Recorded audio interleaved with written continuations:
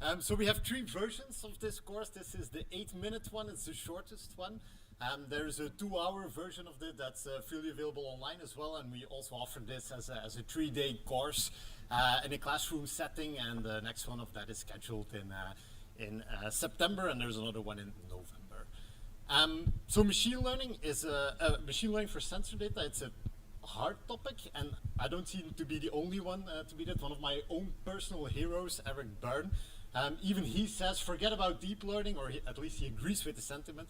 It's time series that are actually tough. And why is that? Well, there's a fundamental problem with sensor data, and the fundamental problem of sensor data is very unique in machine learning, and it's that you have too much data.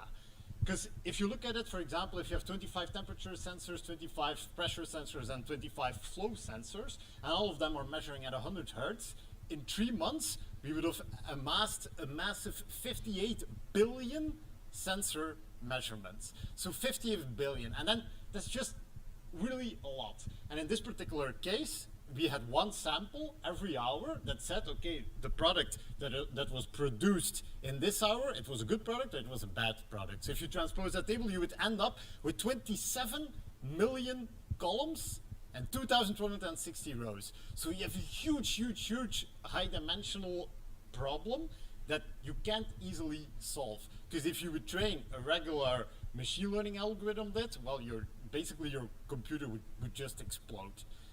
So there are some things that you can do. Jeroen Boeye, who is later going to speak here, he wrote a fantastic course by dimensionality reduction in Python for data camp, but even that, you really don't cut it. So what should you really do? Well, first of all, it all starts with preparing your time series in the correct way.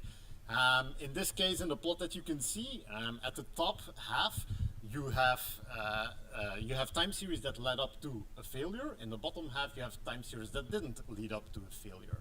And the goal is to see how can we detect time series leading to a failure versus ones that didn't lead to a failure. And as you can see here, well, there's some things going on. So the cyan measurements are a bit higher, and then the purple ones are higher, and they're all funky and behaving.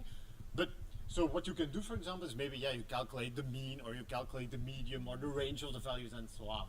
So instead of modeling the 500 or the 5,000 individual sensor measurements, you try to characterize it, you try to summarize it by calculating all kinds of features.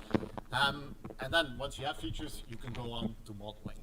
And you can calculate like any feature that you want. So if you've been doing this for a while, you end up amassing a huge amount of code just to calculate features. So we have a library that we use where you can calculate like 150 different features just out of the box on any time series. And not all of them are relevant all the time, of course. And then once you have features, let's say we have 1,200 features now, and we have 2,160 observations. And then it starts to be manageable. Then it starts to be something that a normal machine learning algorithm can tackle. So then you can use techniques like classification and regression and PCA and so on. But there are also a couple of interesting techniques that you can use that are fairly specific to time series and to sensor data.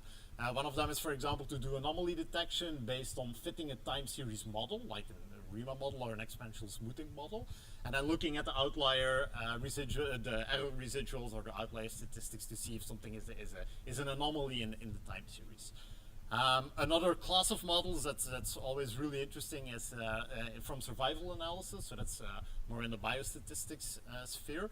And then you can use things like Kaplan-Meier estimates and Cox proportional hazard cell and additive regression and so on, that are really specialized models for predicting time to event data and remaining lifetime prediction and so on. And you can use all those features then in those models as well.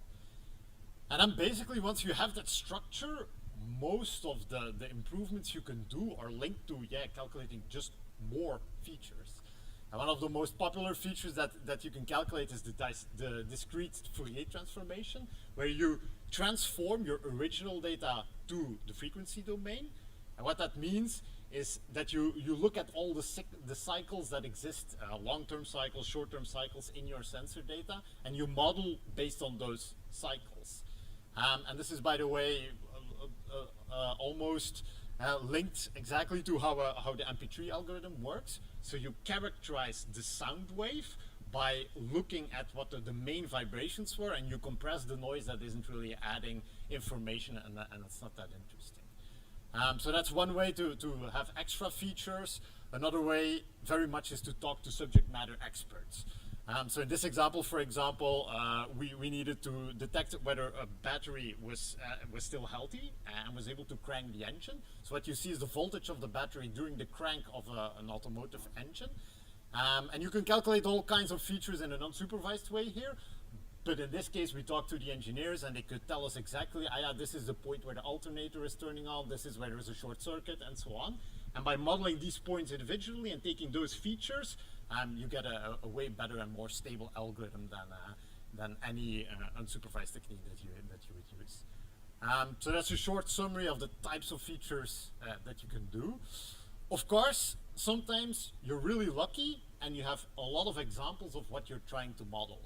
And in that case, then you can also use some more advanced techniques like deep learning, like convolutional or recurrent neural networks. But you need to have the data to do that. So you need to have a lot of different examples that are labeled, and that's not always easy.